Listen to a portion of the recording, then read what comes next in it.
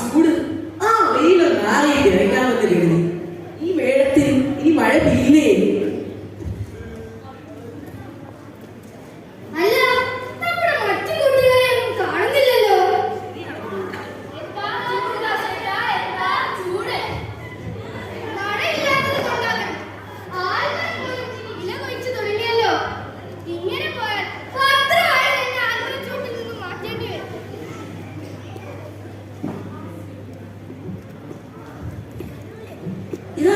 സ്കൂളിനെതിരെ മിസൈലാക്കണം. 100-ലധികം കുട്ടികൾ ഇതിനോടാണ് മരണപ്പെട്ടിരിക്കുന്നത്. മറ്റൊരിടത്ത് 50 പേർക്ക് സൂര്യാഘാതം കിട്ടി. അതിൽ 5 പേർ മരണപ്പെട്ടു.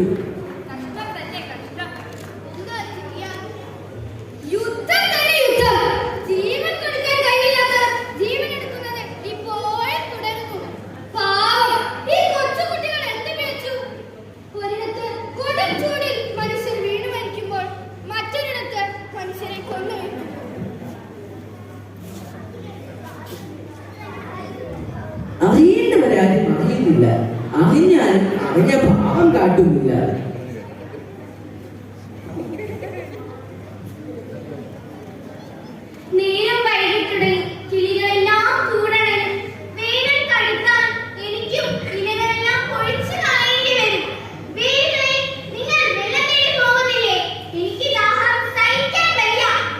ഞങ്ങൾക്കിനി എങ്ങും പോകാനില്ല.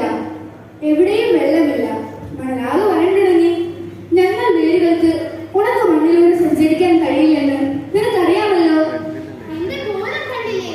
ചുള്ളിക്കൊമ്പുകൾ തെളിഞ്ഞു തുടങ്ങി. ഇലകൾ ഒന്നൊന്നേ കൊഴിഞ്ഞു വീഴുകയാണ്. എന്റെ കടലുള്ളത് കൊണ്ടാണ് നിന്റെ വീട്ടിൽ ആളുകൾ വന്നിരിക്കുന്നത്. ഞാൻ ഇവിടെ ഉള്ളത് കൊണ്ടാണ് ആലുംകടവ് എന്ന സ്ഥലം നാമം തന്നെ ഉണ്ടായത്. ഇല്ലെങ്കിൽ വെറും കടവ്. തൊട്ടടുത്ത കാലിൽ നിറയെ വെള്ളം ഉണ്ടായിരുന്നു. നിനക്ക് വെള്ളം കിട്ടുന്നില്ലെന്നോ? നീ എന്താണ് പറയുന്നത്? നമ്മൾ ഉപ്പുവെള്ളം കുടിച്ചാലുള്ള അനുഭവം നിനക്കറിയാമല്ലോ. ജീവൻ പോലും ബാക്കിയുണ്ടാവില്ല. ശരിയാണ്, ഉപ്പ് തിന്നാൽ വെള്ളം കുടിക്കണമെന്നല്ലേ ചൊല്ല്. നിങ്ങൾക്ക് ഉപ്പുവെള്ളത്തിൽ നിന്നും ശുദ്ധജലം സ്വീകരിക്കാൻ കഴിയില്ല, പക്ഷേ ഞങ്ങൾക്ക് കഴിയും. മനുഷ്യർ കൂടുതൽ കായ്ഫലത്തിന് വേണ്ടി നമുക്ക് ചുറ്റും ഉപ്പ് വാരി വെറുന്നത് നിങ്ങൾ കണ്ടിട്ടില്ലേ?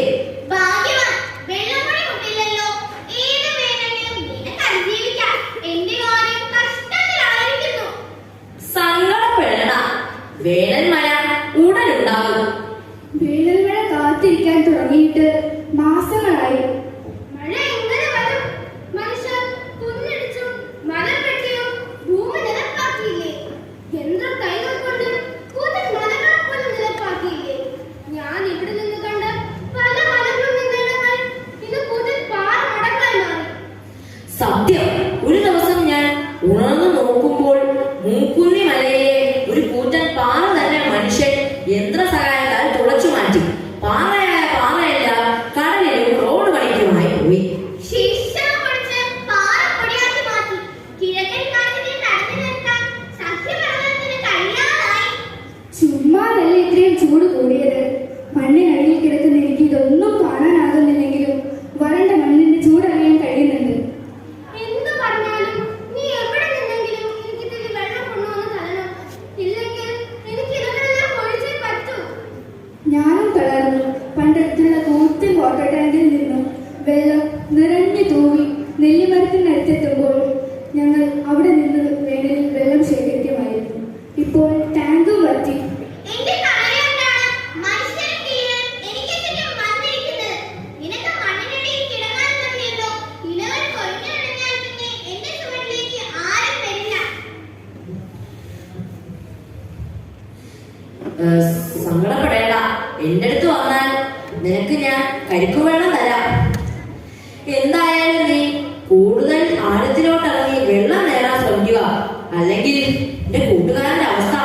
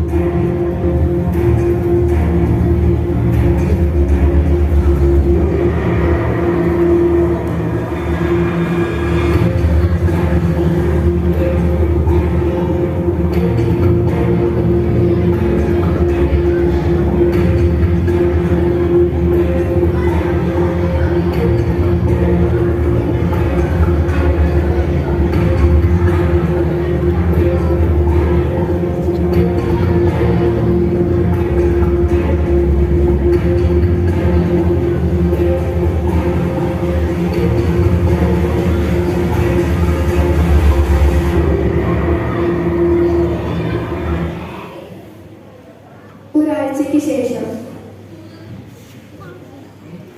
അല്ലേ, നീ ഇലയായ ഇലയെല്ലാം പൊടിച്ചു നിൽക്കുകയാണോ?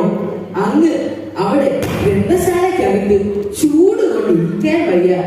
നിന്റെ ചുവട്ടിലെ ആ തണലും ആ കുളിർ കാറ്റും കൊണ്ടാണ് നിന്റെ ചുവട്ടിൽ വന്ന് ഞാൻ പത്രം വായിക്കുന്നത്. നമ്മുടെ ഗ്രാമത്തിന്റെ ഐശ്വര്യമായിരുന്നു നീ. ഇപ്പോൾ നീയും മനുഷ്യൻ പ്രകൃതിക്ക് മേലെ ഇരിക്കുന്ന ക്രൂരതകൾ കൊണ്ട് പ്രകൃതി കൈകൊണ്ട് നിൽക്കുകയാണ്. ശിക്ഷ അനുഭവിക്കുന്നത് ഞാനാണ്. കണ്ടില്ലേ, തല മുണ്ടനം ചെയ്ത മനുഷ്യനെ പോലെയായി. എന്റെ വേരുകൾ വെള്ളം കിട്ടാതെ വരൻ തുടങ്ങി. കരിമേഘങ്ങൾ വന്നും പോയി വിരിക്കുന്നു. ഒന്ന് പൊട്ടിക്കറിയാൻ ആകാശത്തിന് പോലും ആകുന്നില്ല. കണ്ണീർ തുടങ്ങിയ മേഘക്കൂട്ടങ്ങൾ. നിന്റെ സാഹിത്യമൊന്നും കേൾക്കണ്ട. കടലിലെ കാറ്റെടുക്കാനാണ് ഞങ്ങൾ ഇവിടെ എത്തുന്നത്. കായലിലെ കാറ്റ് കടവ് കടന്ന് നിന്റെ ഇലകളെ തഴുകിയെത്തുമ്പോൾ ഞങ്ങളുടെ ഗ്രാമം കുളിര് കോരിയിരുന്നു. പോലെയായി നീ മാറി. ഇനി ഇവിടെ ഇരിക്കാൻ ഞങ്ങളില്ല. എന്റെ യൗവനം നിലംപരിച്ച് ഇനി ഞാൻ വൃദ്ധ.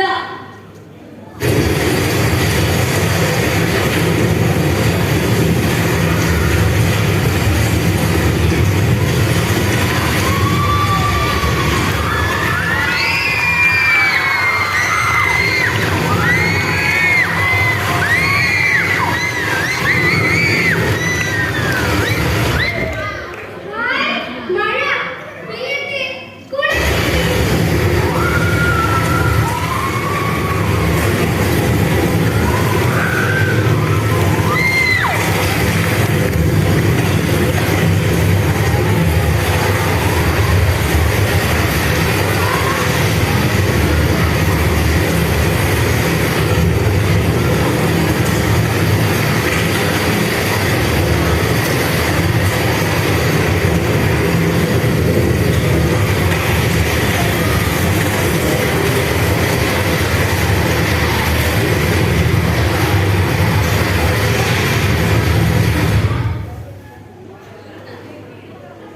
ആഴ്ചകൾക്ക് ശേഷം ആൽമരം തളിർന്നു.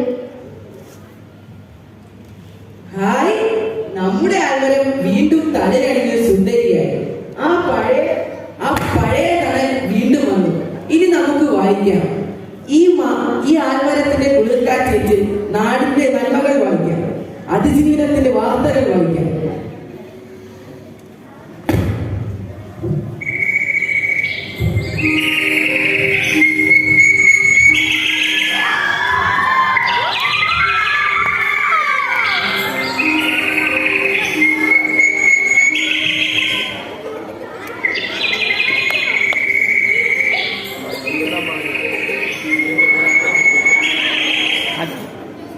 മോളെ ഇതാ മോനെ ഇതാ. ആ അജിത്തങ്ങളുടെ അടുത്ത് പറയും, എളുപ്പം ലൈറ്റ്